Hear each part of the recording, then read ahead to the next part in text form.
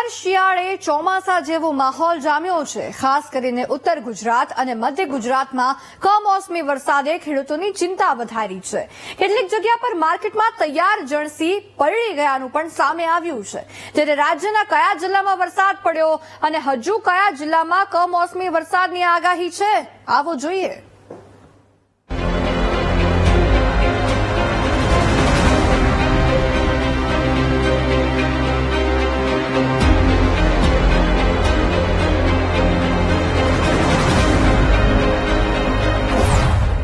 ભર શિયાળે કમોસમી આફત, રવિ પાક પર કુદરતનો વાર, ખેડૂતોની મહેનત પર પાણી ફેરવતું માવઠું, આગાહીએ વધારી ચિંતા। હવે શું થશે કુદરત? ઉત્તર પશ્ચિમ મધ્યપ્રદેશ પર સર્જાયેલી સાયક્લોનિક સર્ક્યુલેશન સિસ્ટમ અને વેસ્ટર્ન ડિસ્ટર્બન્સને કારણે ભર શિયાળે અષાઢના એંધાણ હવામાન વિભાગે વ્યક્ત કર્યા છે। ગુરુવારની રાત્રિથી જ રાજ્યના અનેક જિલ્લામાં વરસાદી ઝાપટા પડી રહ્યા છે, ખાસ કરીને ઉત્તર ગુજરાત અને મધ્ય ગુજરાતના જિલ્લાઓમાં, જેના કારણે ખેડૂતો ચિંતામાં મુકાયા છે। અરવલ્લી જિલ્લામાં વહેલી સવારથી જ વરસાદી માહોલ જોવા મળ્યો, જેના કારણે મેઘરજ માર્કેટિંગ યાર્ડમાં પડેલી જણસ પલળી ગઈ હતી। માર્કેટિંગ યાર્ડમાં યોગ્ય વ્યવસ્થા ન હોવાને કારણે ખેડૂતોને નુકસાની વેઠવાનો વારો આવ્યો। બીજી તરફ ભિલોડા માર્કેટિંગ યાર્ડમાં પણ ખુલ્લામાં રાખવામાં આવેલ મગફળી અને કપાસ પલળી જતા ખેડૂતોને નુકસાની વેઠવાનો વારો આવ્યો। રાત્રે કમોસમી વરસાદ આવવાથી ભારે મગફળી પલળી ગઈ, પછી બાજુમાં કપાસ પલળી ગયો અને ભારે નુકસાન થઈ ગયું છે।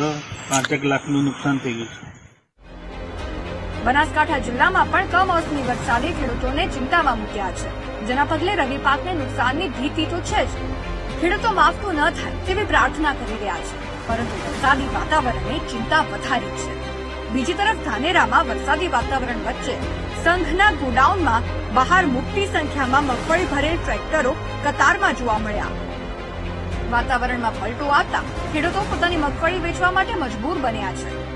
હવામાન વિભાગે ઉત્તર ગુજરાતની સાથે સાથે છોટાઉદેપુર, નર્મદા, તાપી, ડાંગમાં ઓરેન્જ એલર્ટ આપ્યું છે, તો મધ્ય ગુજરાતમાં હળવા વરસાદની સંભાવના પણ વ્યક્ત કરી છે।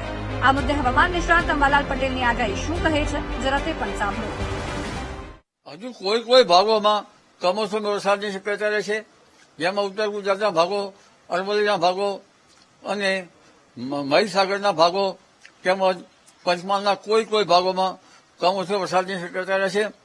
ખાસ કરીને હવે વરસાદ જે છે એનું જોર તટ ભાગોમાં ઘટતું જશે અને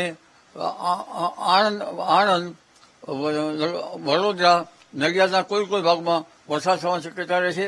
દક્ષિણ ગુજરાતના કોઈ ભાગમાં કમોસમી વરસાદ થવાની શક્યતા રહેશે। વરસાદ ભિન્ન ભાગોમાં થશે, પરંતુ તારીખ 28 સુધીમાં કોઈ ભાગમાં વરસાદની શક્યતા રહેશે। કચ્છના ભાગમાં ક્યાંક વાદળવાયુ આવી શકે, સૌરાષ્ટ્રના ભિન્ન ભાગમાં વાદળવાયુ આવી શકે, એટલે હવે કમોસમી વરસાદનું લગભગ જોર ઘટશે। હજુ 1 થી 2 દિવસ માવઠાનો ખતરો ખેડૂતો પર મંડરાયેલો રહેશે, પછી રાહત મળવાની સંભાવના છે, પરંતુ આ 2 દિવસમાં જ્યાં પણ માવઠું પડશે ત્યાં ખેડૂતોને પારાવાર નુકસાની સહન કરવાનો પણ વારો આવી શકે છે।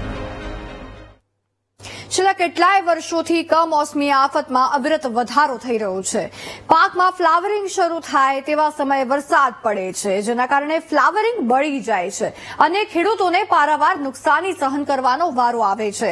ક્યાંક માર્કેટિંગ યાર્ડમાં વ્યવસ્થાના અભાવે તૈયાર જણસી પલળી જાય છે। એકંદરે કુદરતી થપ્પાટ ખેડૂતોને સહન કરવાનો વારો આવે છે।